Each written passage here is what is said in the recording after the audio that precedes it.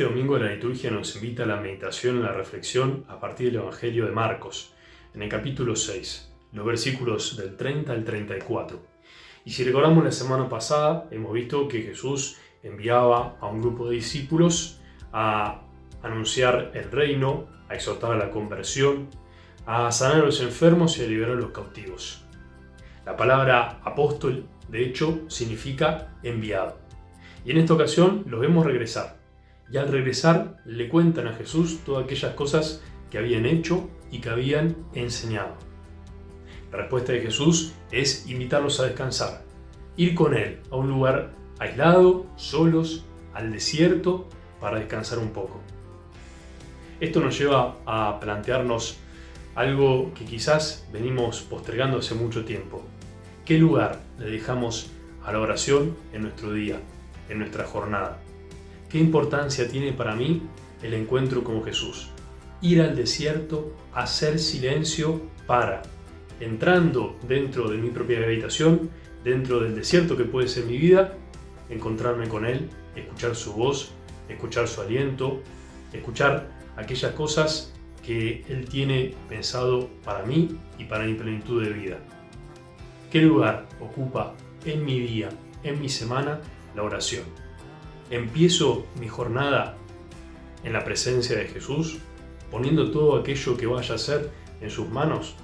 Termino mi jornada agradeciéndole por el día que termina al Señor Jesús y pidiéndole perdón si haya cometido alguna falla o me haya olvidado de Él a lo largo del día. La oración es algo fundamental de la vida de cada cristiano. Me recuerda que todo en Dios tiene su principio y hacia Dios se dirigen todos mis pasos. En Él está el final.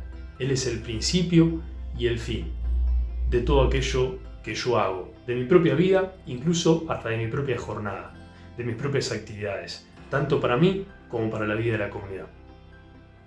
Por otro lado, a pesar del deseo de Jesús de ir a un lugar desierto para descansar un poco, también se encuentra con la multitud. Decía que tanto lo seguían que a veces no podían ni siquiera comer. En esta ocasión vuelven a ver que Jesús se adelanta con sus discípulos y lo alcanza. Jesús, al ver a la multitud, se compadece porque los ve como ovejas sin pastor. El compadecerse de Jesús hace que se olvide de sí mismo, hace que se olvide del cansancio de sus amigos y de sus apóstoles. Hace que se olvide que incluso a veces, por servir al pueblo, por servir a la multitud, no puede ni tiene tiempo ni siquiera para comer. La compasión que mueve a Jesús lo mueve incluso al punto tal de que se olvida de sí mismo para ponerse al servicio de los demás, enseñándoles quién es Dios y quiénes son ellos los que escuchan. Jesús de este modo no solamente enseñaba a la multitud, sino que enseñaba la actitud del buen pastor a los propios apóstoles que después deberían seguir con su labor.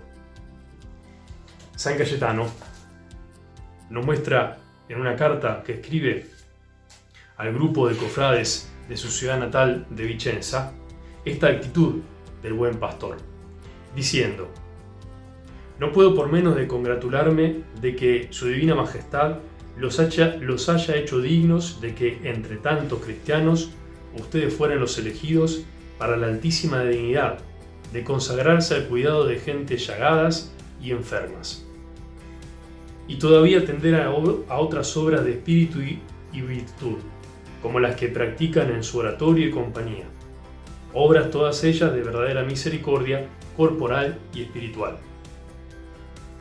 Aquello que para otros pueda ser algo desagradable, algo que haya que hacerlo por mera obligación, o que incluso en la medida de lo posible se pudiera evitar, como auxiliar y estar con enfermos, llagados, aquello que para el mundo es digno de desprecio, para San Cayetano en esta carta es digno de admiración. No solo de admiración, sino que también es un honor.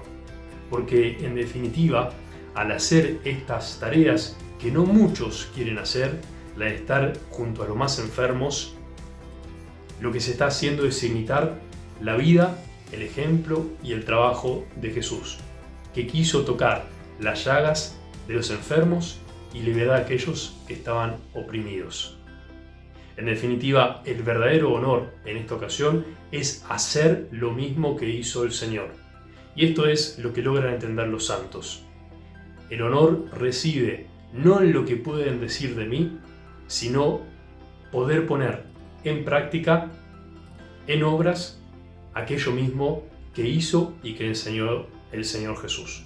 Para un cristiano, para un bautizado, en esto reside verdaderamente el honor.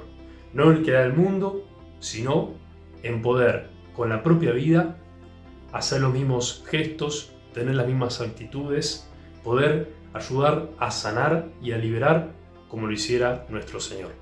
Así también nosotros nos convertimos en enviados para anunciar la buena noticia del reino de Dios y de su justicia.